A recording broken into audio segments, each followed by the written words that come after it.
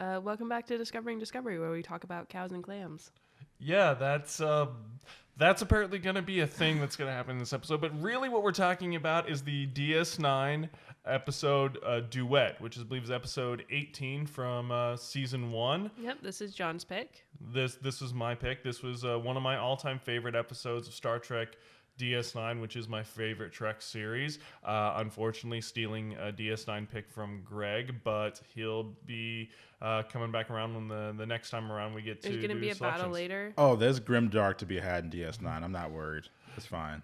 Yeah, there's a long way to go before season 2 of Discovery. We can go through a couple here. Yeah, this was the appetizer, so don't worry. Yeah, but yeah, this episode it deals a lot with all the issues that DS9 is really famous for bringing up, and it is like it's honestly the best encapsulation, I think, of the show in its entirety. If you watch this, if you go in knowing what the premise of DS9 is, and you watch this episode and you like it, then you should watch the rest of the series. But if you don't, then yeah, this series is totally not for you. That's just my 2 cents on Duet before we launch into this. You guys got any words? If you like this episode, please join me in the petition to get a full-fledged feature made of Deep Space Nine to see how things end up, as you should have.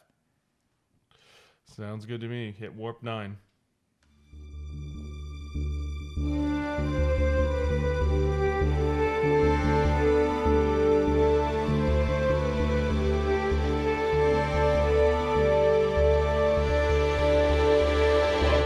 To Discovery Special Edition, if I cannot trip over the title of my own show right now. I'll get it. It's a clam. It's okay. Hello, everyone. Welcome back to Discovering Discovery Special Edition.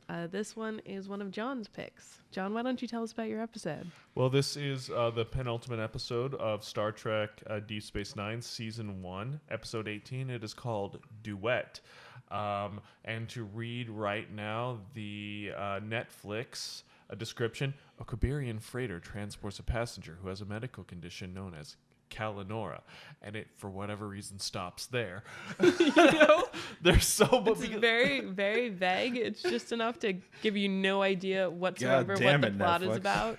Yeah. Oh God. There's so much that happens. Look, we've already established that Netflix descriptions leave something to be desired. On purpose. Yeah, there is so much that happens in this episode. So much of it is really important, and especially since for all intents and purposes, this was meant to be a budget-saving episode and you know for what? the series. It is a budget-saving episode. Also known it's as, two people in as one a bottle room. episode. Yeah, it's 2 people in one room talking. Mm-hmm.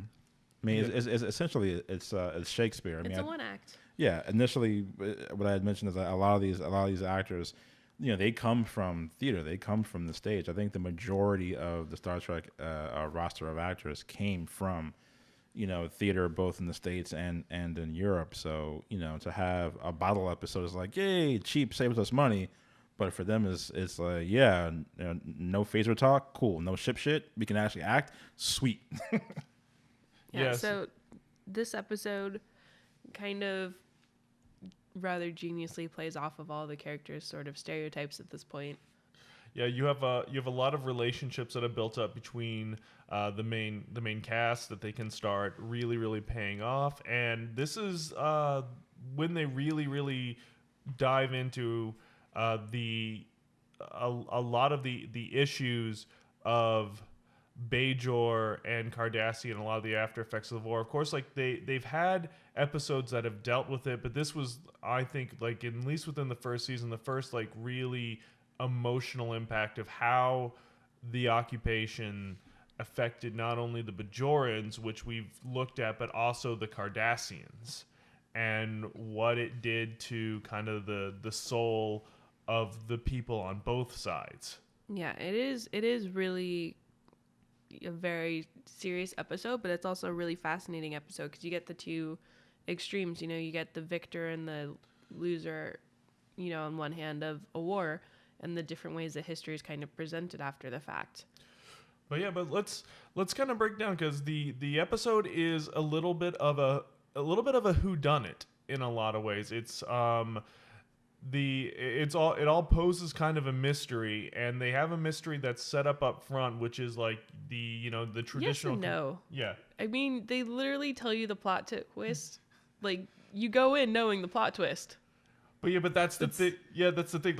Like it double twists on itself. It does. It Sure. tells you exactly who everybody is, and you're like, okay. And then they're like, no, we're just playing with you. That's totally not who everybody is. And then it's like, okay, no, that really was actually who everybody was. true. So there's not actually a twist in the story. Yeah, your assumption is completely accurate. Your guess is spot on. Yeah, but it is about, the episode was about perceptions. It was about how Kira perceived Cardassians, how that one jailer perceived Cardassians, how There was a lot of racism in this episode. yeah, it was a lot of dealing with those issues, and there was a lot of Cisco making a lot of exasperated sighs. He had this look on his face the entire episode that was just like, Do I have to deal with this shit? okay, I guess we're doing this now. All right. Is there any way to come out on top of this one? Nope. Maybe. Like, what? Can we get around this? Because I guarantee you, I mean, for those of you who have seen this episode, the one thing that they leave kind of dangling is the fact that Cisco now has to explain all of this fuckery now. To both the Bajorans and the Cardassians. And the Federation. The fact Yeah. that they're getting angry phone calls from the Federation, that Federation is like taking calls from the Bajorans and the Cardassians, and the Federation's like, looking at Cisco like, bro, what the fuck? Cisco is basically what my day job is like. That's what I deal with. So this episode, basically, you have the shuttle that's cruising through, and they're like, hey, we have a sick passenger. He conveniently forgot his medicine. He's got this weird disease you might have heard of. We're That just you can going to only drop him get off. at a mining colony. Well, they leave that out. So they're like, okay. And then you cut to Kira having a look on her face. Yeah. Not a good one. Well, no, and it's not necessarily not a good one at that point, because she assumes that the passenger is... It's kind of shock. Bajoran. It's a bit of like, oh, shock. Someone survived that thing. Yeah. Yeah, so... Which, by the way, can I just, mention... They have a bunch of survivors roll in afterwards, and Yeah. not once does she say, oh my god, I have to go and meet these people. Well, she had bigger things to deal with. Most likely Space Hitler, or I guess Space Himmler.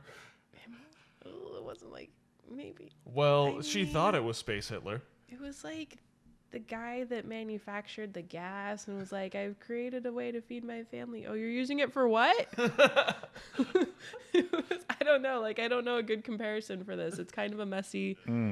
Which I think that's the point of just how messy and nuanced this whole thing was. Which so going into the episode, it basically breaks down like this. There's a guy that shows up at the station that has this disease. That the only way you could contract this disease is if you were at this Bajoran forced labor camp on a specific Cardassian forced labor camp. Cardassian forced labor camp. Yeah. That there was a mining accident and literally everybody that was there, both Cardassian and Bajoran, got this disease. And this forced labor camp was basically space Auschwitz. Yeah, it was this awful Yeah. labor camp. It was kind of like in Star Trek, was it 5 when they have to go to No, 6. Which one do they go to the labor camp? Title? No, I'm not quite sure what 6 was. 6 was the undiscovered country. No, it wasn't the Undiscovered Country. It was Star 6 Trek was it? 5 then. The Star Trek 5? Okay. It was Kirk and McCoy, and That wasn't it might have just been Kirk and McCoy, and That wasn't it Generations, wasn't was it? Generations. No, shit. Which one was that? Was that I don't. Well, but they're all blurring together? They go to this it's like a. Wasn't it? God. well, while you remember that, I can't we'll remember. Well, while I let you look that up, we'll forge ahead. So, I mean, so obviously, if you were a Bajoran and you contracted it, you were, a prisoner there, almost 100% guaranteed unjustly by the Cardassians, and life was horrifying for you. Although, if you were a Cardassian, it's almost 100% guaranteed that you were a massive shitheel and super efficient at your job. and something needs to be done about you. So she goes down there and she sees Dr. Bashir treating him and immediately realizes, oh, wait, this is not a Bajoran. It's a Cardassian. So, We're a Penthe. okay. It was in the Undiscovered Country. Okay. Kirk and McCoy got sent to Repente. All right. Sorry, I looked it up. Going back a few conversation bits. You're welcome, That audience. was the You're name welcome. of the forced labor camp from Star Trek what? Also known as the Aliens Graveyard. All right. What was the name of the movie? I just said it was Star Trek V. It was the Undiscovered Country. Oh, okay. Okay. So, yes, plot recap back on track. So, Anyway, quite obviously, Kira wants to immediately just prosecute this guy. This guy says that he wasn't anyone important there. He was just a file clerk and guilty of really nothing other than being a Cardassian. They do a bit of back. he wasn't wrong. Yeah. Well, that's what we That's the find out. twist. They do a back and forth, and they find this image. One of the only images from the forced labor camp was called Galatep. Can we just pause and speak about the amazing technology that the Federation has? The work they do on this image, they not only create data to enhance the image, but they rotate a two-dimensional photograph in order to get a better It view could have of been this a guy. hollow image. Basically, That's what they take. What they essentially just showed us is the technology we have now, which are those 360-degree cameras. More or less. More or less. It was, with the fact that you can see everything now. But the kind of key, I remember the key part of this scene is that so Kira basically had to beg Sisko to let her lead this investigation, and you could see like it was kind of in a lot of ways almost against Sisko's better judgment, because he was just like, we need Which he somebody should've- objective to do this, and He Kira really was very should have much not listened to objective. that, though, because she was not objective at all. She was very much... But he was also kind of a rock in a hard place, and you could see in his decision making. On the one hand, he wanted to do this favor for his friend for something that she was very impassioned about. Mm-hmm. And then also, he knew if he didn't do this, if he didn't let a Bajoran take control of this situation, he would get so much shit from the Bajoran government. But at the same time, even later when Kira's questioning this guy, it's like he's telling her, he's like, nope, I was a file clerk. And she's refusing. She's like, no, you're lying to me. You're lying to me. So he makes up the story that she wants to hear. And then she's like, aha, now you're telling the truth. Mm-hmm. Which, to be fair, she didn't believe him because he had lied already a couple of times, which, as we found out, was pretty much part of his plan. This guy had... He'd done a lot of research on her to determine the exact kind of story to tell her to convince her of It also this. explains why he remembered her too, because he was such an efficient file clerk. Where we're just like, yeah, no, I know everyone, and I know just the right person, Yeah. and just enough power. And they talk about that quite a bit. Or they talk about it a little bit where, the work that he did and what he ended up doing later on. And Well, actually, it's its own beat itself as to how efficient he was as a file clerk. That the fact that he was so efficient that he received awards for it Accolades and accolades. yeah. I mean, the great thing about this episode is that it literally told you in the first third everything that was true, and then you kind of fall for that red herring. You're like, no, but you lie. And it's you're no. like, there's no possible way that it could be that easy. Like there's no way it could be so simple that this is the story. There has to be something else going on. And it takes the fact that you want there to be something else going on to manipulate you. Yeah. Because by this point, you're also invested as well as a viewer, because you're looking at it from Kira's point of view. If you've been watching since episode 1 and following all the politics and all the pain and all the strife and the rebellion, then you want to believe this. And you've been staring at Gul Tukat's smug as shit face. Son of a bitch. He's the best. That guy does so Oh, no. much. No, that Yeah. guy does so much acting from Absolutely. You love to hate him. Like the top of his, like all you see is the top of his head. He's probably sitting there in sweatpants, chilling. Like, dude's acting his ass off. It's amazing. Mark Alimo is the name of that actor, and he is so fantastic at playing these like sniveling, like just like greasy bad guys, like Backstabbers, just career backstabbers. But you strangely like them. He always has this He's way. so charming. Well, Yeah. it's what they said. That's the necessary evil. That's the evil you need, unfortunately. Well, and there's some like the other thing too is that the actor that played Maritza Goldar. like he was so good, and he was such a Harris Yulin is his name. he's such a charming actor, and he makes the character so charming that he's just sitting there, and you're like genuinely liking this guy, and you're like, no, I totally buy that he's just a file clerk, which he totally was. nicest dude ever, and you're like, maybe she's being a little bit over the top. He gonna seems like a nice guy. Well, you said you really liked him after he had like one of his big space Hitler rants. Look, and you were just you dude. said out loud, I like him, and I had to turn to you like, you have a thing for space Hitlers. No, it's I'm weird. just saying they always get the best actors to play these roles, okay? Like Jason Isaacs is brilliant. That's true, yes. This guy is brilliant. You can't not like a character that's so well acted. That Absolutely. Yeah. That is absolutely true. So Like to stand there and deliver a speech like that and to have like the, the smirk and the kind of like, oh, you have to fucking kill me now. Like could you think about it this way? What's the better way to piss somebody off than laughing at them to their face and making fun of something that they feel so passionate about like that? Like to her, she's part of the rebellion since she was like 12. This is very serious to her. And to have somebody laughing, be like, yeah, I fucking killed your friends. Like, what do you expect me to do? For him to say Like, rebellion. you can only execute me once. Yeah. I've killed hundreds of you.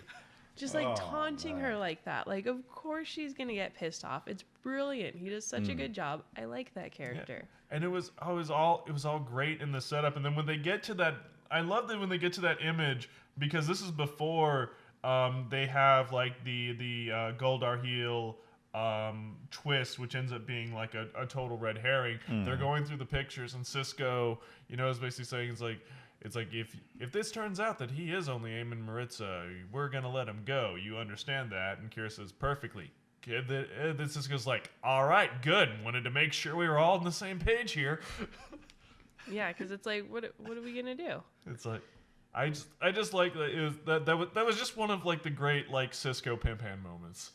He was just very like, you do realize that this is what's happening here, right? And she's like, whoa. He's like, okay, good. Just as long as you know.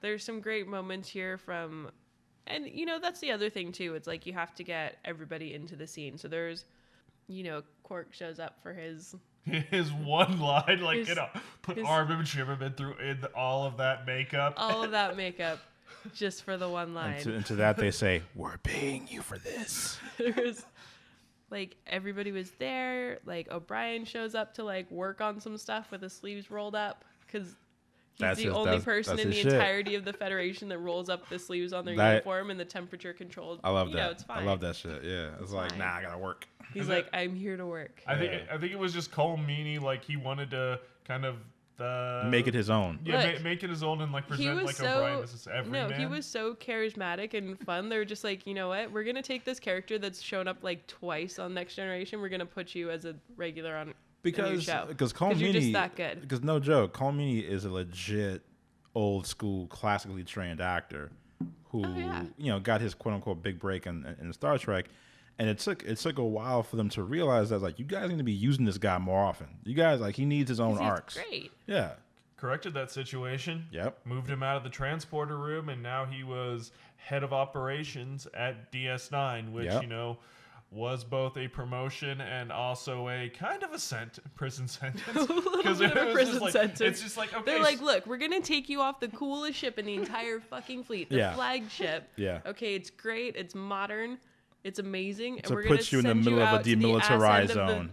Ass end of the galaxy in the middle of a shitstorm. Yeah. Have fun. And it is your job to serve with a Bajoran crew and a Cardassian-built station and make it Federation run station equipment. With Federation-run equipment. Have fun with that. You come highly recommended from by Picard. And to that, he's like, fucking Picard. He's like, look, you have a great CV. How much you want to bet that was like the last order from Locutus? Transfer O'Brien to Deep Space Nine. Fuck you! I would not because over the course of this entire show, the amount of shit that would break down constantly all the time. You need a trustworthy person to fix that stuff. Yep. And it was literally, it always did seem to come down to just O'Brien. Yeah, he had a team of engineers, but apparently it was like never enough. He always had to be there personally. Yeah. Dude, Geordi took the same pride in his work. That's right. There it is. But yeah, he was always the last one to leave when the warp core breached. Mm-hmm. Nobody else quite had the tuck and roll down. That's right. In the damn visor. In that fuck all visor that, He had to wear it for a long time. But anyway, Look, I'm just saying the banana clip makes a great visor. Not that I wore around a banana clip over my eyes as a child, but I might have worn around a banana clip. I did, and I'm not afraid to admit I, that shit. I'm not John gonna, Quick, did you wear a banana clip for a visor? for the you bet your ass when I saw one of my sisters like one of those little like clippy visors, and I realized that those were like Geordie LaForge's eyes Fucking thing. mine. I of course took those. Shit. She has not forgiven me for that shit. Brother on screen who's a genius and can fix shit. Hell yeah. I don't In know. retrospect, a little bit of a neck beard, but Well, yeah, but you know, he was. we'll get into that when we get to our TNG episode. Yes. There's some really good ones where I could highlight. It got dodgy. It got a little dodgy. There's some dodgy moments for Yeah, Geordie. He yeah. goes through a little bit of a phase, like a midlife, late crisis. There was some situation. weird moments, and you know, some behind the scenes shit with that show too. It's just like which explains why that happened. But anyway. But yeah, we have the twist of, oh no, this guy's not even Maritza, it's Goldar Heel. You know, it's the thing that I do. One of the things that I do like about this episode, because I do like a lot of stuff about this episode, is Odo just kind of slow and steady, just like a snail to the finish line. Like he's gonna get there with the answers eventually. True to like, being a constable. True Yeah. to his job. Yeah. very much like an English stiff upper lip kind of. Just cruising it. He's like, Yeah. this doesn't seem quite right. Allow Even me to investigate. I made a Jello. I'm gonna find this out. Dude, did not turn into a puddle once this episode, which is how you know it was really a money It was like, saver. we ain't paying for that They're shit. like, look, we don't have it in the budget to puddleize you. But they did notice. I don't know if you've seen like earlier episodes between like there and now. They obviously put a lot more into his facial prosthetics. Oh yeah, Yes. advancements were huge. Yeah. But It's almost like over time Odo was getting worse at being a shapeshifter. It's like the stress of the job. He's just like, I don't give He's a solidifying. He's Yes. solidifying. no, but props to Kira Nerys, played by Nana Visitor, who, you know, she's probably one of the few actors on this show who wasn't the tallest. I think the only person shorter than her was Zimmerman, Quark.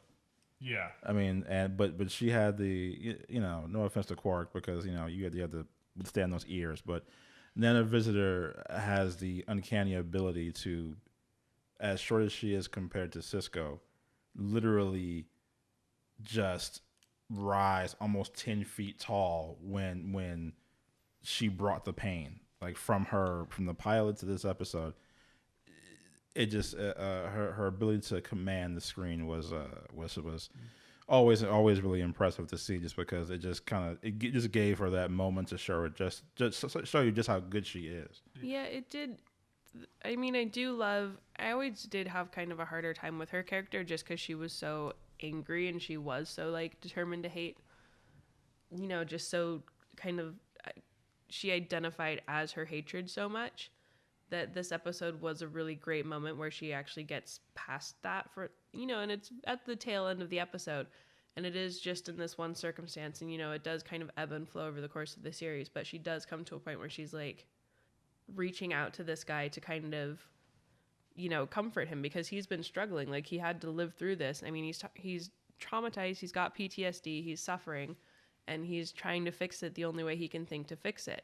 Yeah, He's so going the to recap, he's going to extreme lengths to try and fix something that he felt like he was too weak to kind of fix. For those of you who don't know, this motherfucker pulled a face off. Yeah, so what the twist ends up, the final twist ends up being, is that this guy is in fact who he said he was from the very beginning, Eamon Maritza. He was a file clerk at Galatep. All of this had been a very, very well constructed ploy to get the Bajorans, the Federation, and everybody to believe that he was in fact Goldar Heel, and so that he would stand trial for the crimes of Goldar Heel, and in a way stand trial for all of Cardassia for what they had done to the Bajorans during the occupation. Yep. And it's there that like you with the Cardassians, what they actually managed to do was, like, Star Trek is always great at giving nuances to a lot of alien races. They're not just all one thing. Usually but they don't necessarily always do it the best. I mean, the Klingons are not entirely a warrior people. They have nuance to them. But you only really ever see the warriors. With the Cardassians, you saw like all these different shades. And what you got is like, yes, the Cardassians are a military-led empire, but they at their core were just as much people as everybody else. Well, yeah, and I mean, you kind of go through this too, is that their people were in a tight spot too. They had, they're out of resources kind of thing, and so they just took them the way that they knew how to acquire things, So it's like, yeah, you mean the way humans do? I mean, there might be some similarities there. It's weird. And they had to sell this to their own people that it was right for them to do what they did. Well, yeah, to the Bajorans, and that the Bajorans were somehow lesser than them. They had to create all of this propaganda. Yeah, elaborate, kind of stories in order to make. And you do have to wonder, like, at which point it became like propaganda that they're like, this is something that we have to do to get to this because this is something that we need. Mm-hmm. And to the point where it became, this is obviously what we actually believe, and then trying to, like, it's an interesting circle. Like, there's so much complexity. Going from a propaganda to a crusade to a right. Well, yeah. Well, it's like even like Gul Dukat, like several times you'll see in later episodes of this series, like how he tries to justify one of his like saying, it's like upon meeting them, we were clearly the superior race. Our technology was centuries ahead of theirs. It was our job to raise them up, and they were resisting us. And that's how they tried to justify, their extreme treatment of the Bajorans, which, extreme is a very polite word that I'm using without listing off. They basically hit every single atrocity in the book. It was like they were doing some sort of like Guinness World Record of atrocities. But I mean, think of it in like terms of, and this is obviously a very kind of it might be a little bit offensive, but like a broad strokes kind of thing. Like, think about how people treat animals, right? Animals were like, oh, well, I mean, not me, obviously, because I'm one of those crazy animal lover types. But, You're a furry? Is that what? No, not a furry. I just don't like to eat them. Okay. Okay. But they, think of like cows, right? Cows are in terrible conditions in like farms, and people eat them. And what if cows have a secret cow language, man? And they're just like these fucking people. Like, one day we will rise up and the cows will like fight back, and like, I'm just saying, if you look at it like that, you're just like, it's similar. Look, I said it was a terrible analogy, okay? I was letting you run with it, and then you totally lost it at some point. It kind of makes sense. It kind of just broad strokes analogy, okay? Yeah, Greg. So, other than the I'm fact very tired. of I had equating 4 hours of sleep last night. Bajorans to cows, I think Cows are very smart and loving creatures. That another analogy, which this series managed to do, was sort of take the idea of the Holocaust and then the slave trade and sort of almost combine, that's a way better analogy than mine. The colonizer imperialism of, well, these people are obviously inferior to us, so we must conquer them. We must raise them up and use them for their resources. Yeah, that's what I was going for, Greg. Thanks. Mixing it with those labor camps and the gassing and all the different atrocities that occurred to the Jews during the Holocaust. So literally, you're taking two horrific moments in our human history and applying it to this fictitious sci-fi political drama between the Kardashians and the Bajorans and all of the layers that are in between. And it was obvious like through this episode that you can see with Eamon Maritz's reaction to it is like, of course there were Cardassians who saw straight through the bullshit, who saw that it was not, it's in no way, shape, or form what's being portrayed, but they felt just as powerless. Well, yeah, because there was a system set up to perpetuate this, and people like Maritza, people that were, file clerks or housemaids or Well, not just that too. It's a military-based society. You get conscripted, you go into the military. Like you have no choice in it. So fortunately for him, he was good at something that kind of kept him away from a lot of the terrors of it. But at the same time, dude was under his bed every night crying because he could hear people screaming. And it's like, how do you, as somebody who doesn't fundamentally agree with something, who's stuck in this situation, kind of handle that? And we saw that the guilt of it drove him to do basically this mad venture. Yeah, it drove him a little bit batty. Yeah, he changed his face. Changed his entire appearance. Yeah, to become Goldar Heel, just so that he would not only force the Kardashians to admit their atrocities, but also for him to pay for his crimes the only way he knew how. Well, because he felt guilty. I mean, he didn't directly do anything, but in his words, he also wasn't strong enough to stop anything. Yeah.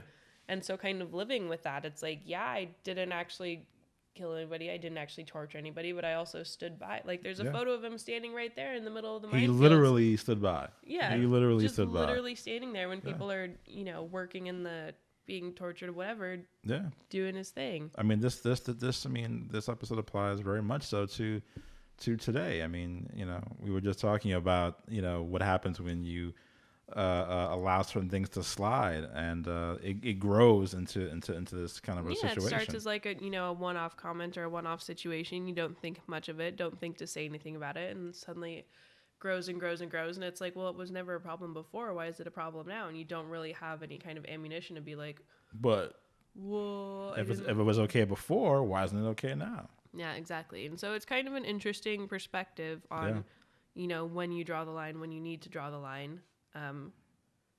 If there is any coming back from these kind of situations, if there is any redemption for somebody who, realized at the time but was powerless to say anything and is now trying to say something, like, and his character in the end, he gets murdered by another Bajoran. Mm-hmm. Yeah. Simply for the fact that he is a Kardashian. Like, That's they don't care that he was at the prison camp. That doesn't matter to them. They don't care if he was a filing clerk. They don't care what he did. It's simply the fact that he was a Kardashian. Yeah. That's it. That's all they needed to know. Yeah, they're all bad. Yeah, and also to go into it, this guy, I'll give the actor this much. I'm sure he was giving it his all, but I think he did a good job. He was. I don't. Drunky McDrunkerson is he was a little bit over the top. Okay, so think of it this way: you're out, you're drinking, you're causing trouble. You wake up in prison, and there, in the cell across from you, something that you probably would have cared about if you weren't a drunk. We don't know his backstory. We don't know his life. That's true. He could have been a freedom fighter, and he was drinking to drown the pain of what he went through. And his life has never been the same, and he's a shell of his former self. So Yeah, all he there does could be now layers is there that we weren't seeing. drink to forget yesterday. I mean, they do And come this out, and he was Kardashian back shows at the up. bar. And all he can think of is all the days he tried to forget. Although I will give him props for having a shiv in the future, because I just, you don't see that kind of thing very often. Clearly, knives do not go out of style in the future. Look, they're classic. You don't have to turn off the safety functions on the holodeck. Ain't got to charge them. You don't have to worry about inserting yourself into the wrong chapter of your favorite novel so you can get the Tommy gun. Ready to go. And yet, of course, It's the first an contact entire. scene. I know. Okay, you just had to look. Just checking. No, it took me a second. Right now. Megan's gonna get so many plus points on the comments No, for that one. they're gonna take it all away from me from my cow analogy. No, they've already failed cow analogy. Just so you know, they forgot about it, but then you reminded them of it. There's no forgetting the cows. There is. Not now. Definitely not now. They're gonna rewind this shit and go back to it now. They're gonna be like, "What the fuck was she talking about?" Talking about the cows. Look, I have a hard time coming up with clever analogies at short notice. And once again, you're bringing it up again. It's like we covered it, and then now It was bad, Greg. It was bad. I just want people to know that I know that it was bad. Folks, rewind back to when it was bad, so you can see so you can hear how bad it was. So anyway, we get character development, not hair, actual character development. We get legitimate character development, and this she realizes at the end that maybe not all Kardashians are bad. Or hating Kardashians simply because they are Kardashians is not, it's not helpful. Yeah, it's not actually going to progress anything. You'll be stuck in this constant cycle of hatred and violence. Right, and they add, and to make another analogy, that then goes along to add that third prong of, of what happened, during World War II, and all of the reconciliation that had to happen after that, to say, well, you can't hate all the Germans. It's like that's not going to help anybody. Yep, you can't hate all the white people. Yeah, it's a lot of forgiveness and a lot of healing has to happen and transpire. And the end of that last scene of that episode, pretty much cemented that with the stab.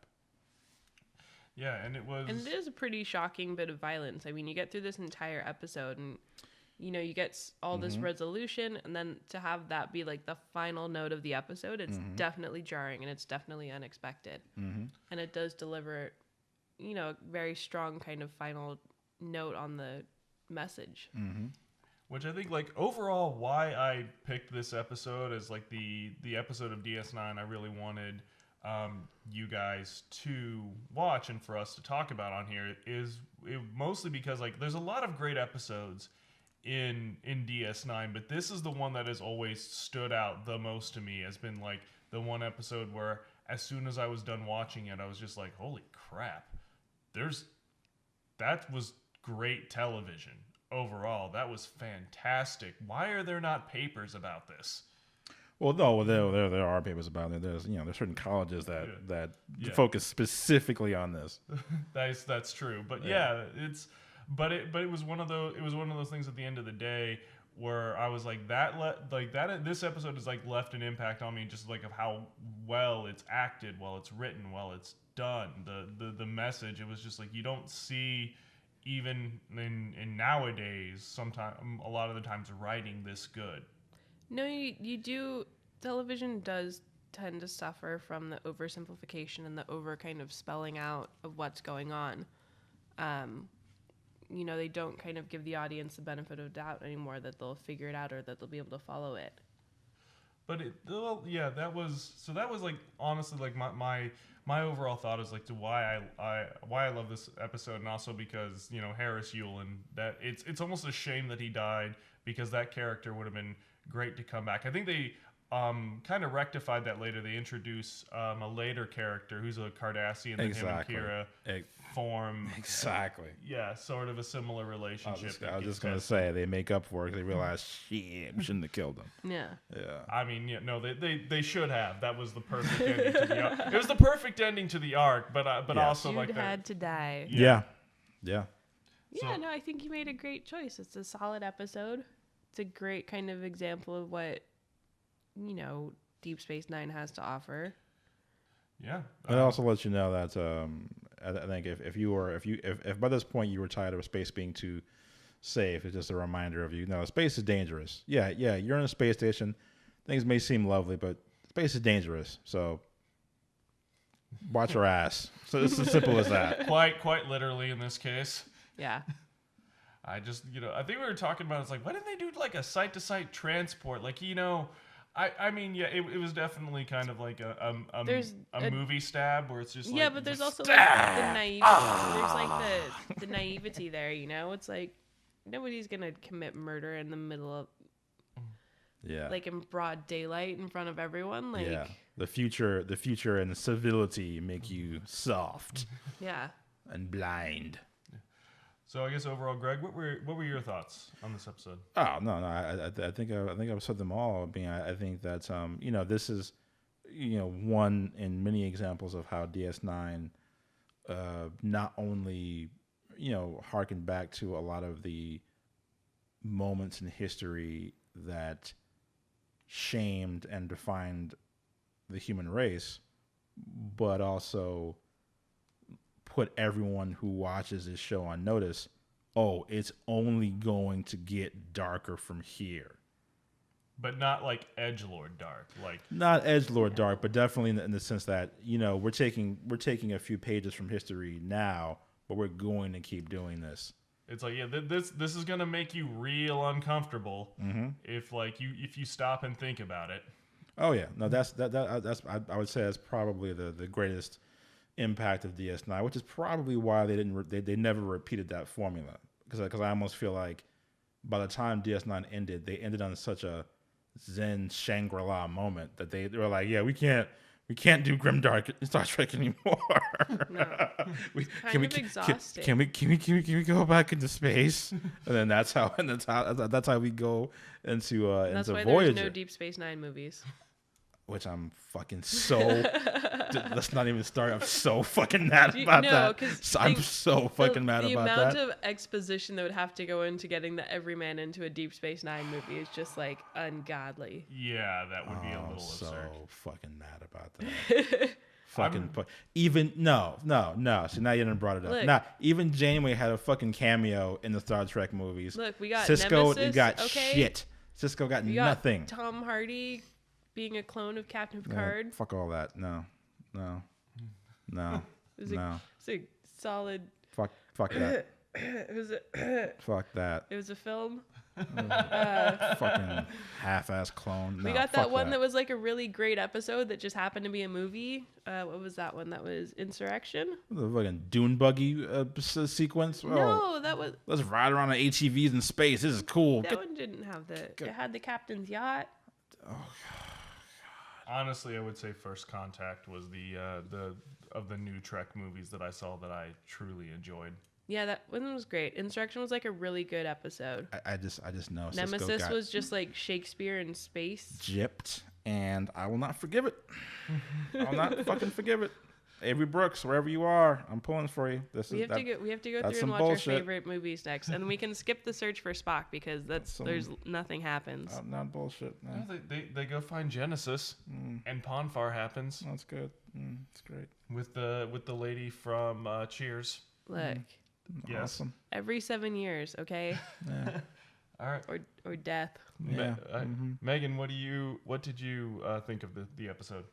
I loved it. Like I don't watch Deep Space Nine as much just because, kind of reason we've covered it. It's definitely a heavier show.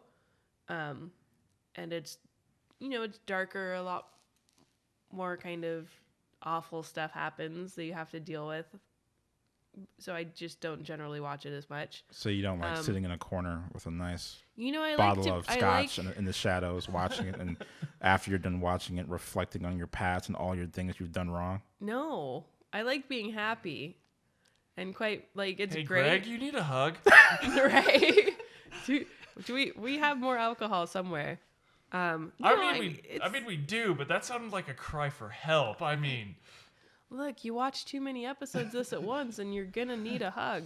Yeah, for those of you out there, if you binge watch DS9, just like real talk, you need some. You go out for a walk. Seriously, it's like it gets marathoning there. the miniseries for Battlestar Galactica when that show first started, and getting to the end and being like, "What year is it? Like, where am I?"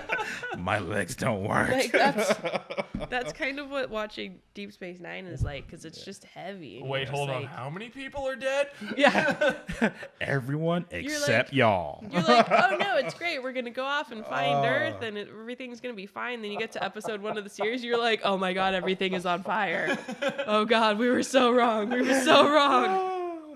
Yeah.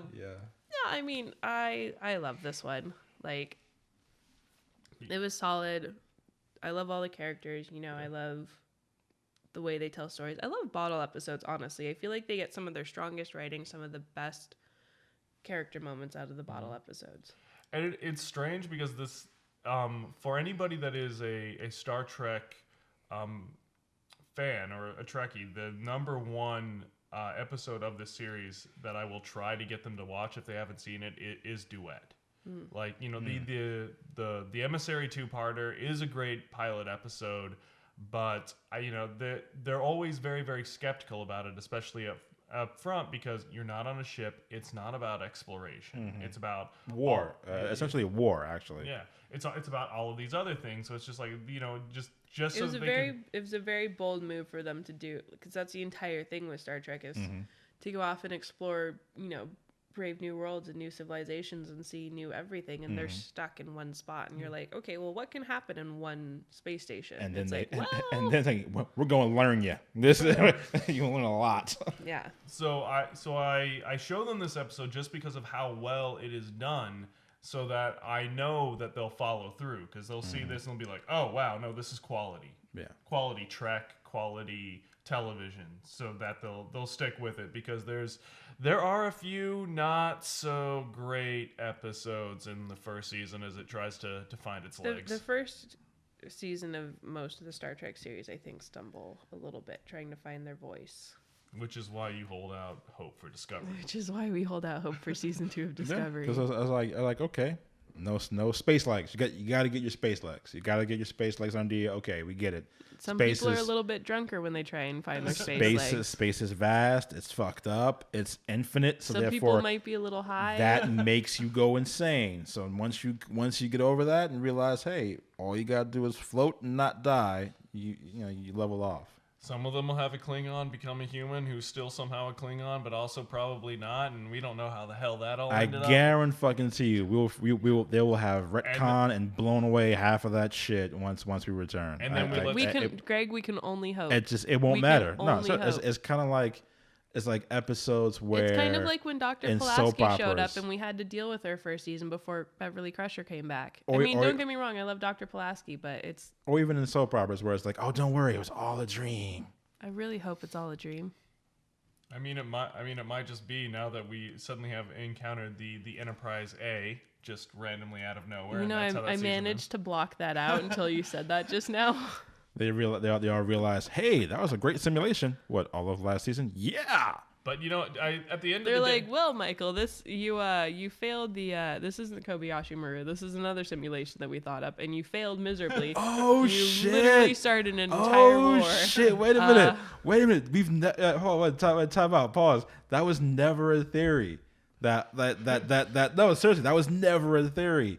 That whole first season was like the Kobe Mirage. That was actually a simulation that they ran, and it's just like, oh, here's how bad shit can get. Oh, okay, this is what we learned. I was like, they had her do it, and they were just like, oh my god, she fucked up so hard. We gotta watch how the rest of this plays out. Keep it going. If that's the maybe one you're theory not that cut out we for command. we never fucking made. That's insane. Damn, that's a legit theory. We can only hope. Wow. Greg, we can only hope this was all a bad dream. She's gonna come out of the simulator, and Jason Isaacs will be there with a notepad, being like, "Ooh." Because they also because at the very end, he's like, okay, we ended the Klingon Federation war, but we also let Space Hitler just go. You're like, you killed how many people? I died? You threw me into a star? What? And I made the sound of a TIE fighter? Something about a space hippo and magic mushrooms? Like, what? No more drugs for that Klingon human. Yeah. Can somebody explain to me how the ship does that? Okay, so next episode is Greg. It's gonna be your choice. What do you? It will be a Voyager episode. Oh, okay. Yeah, it'll be a Voyager. I was gonna pick another DS9 episode, but I figured let's go around robin and just. Y'all need to stop fanboying so much. Not fanboying. I'm just saying, like. The obsession is real. I'm not gonna lie. I like my Grimdark. Listen, we get it. You love Deep Space Nine. Listen, I also like my Grimdark. You've seen my ring. I like my Grimdark. It's just, Man does love some Grimdark. Give me a reason to brood, and I'll do it. But Voyager was great because for the first time, first female captain. It was such a disappointment. Janeway grew into it. Listen, that was not right. Listen. Now Kate Mulgrew was not a disappointment. Anyone that talks like that, she's like an old-timey newspaper man. No, I really enjoy Voyager because in many ways it sort of broke the mold on its own. Got back to some of the mold because it was written by a bunch of people that didn't want to be writing Star Trek. It got back to some of its Star Trek roots.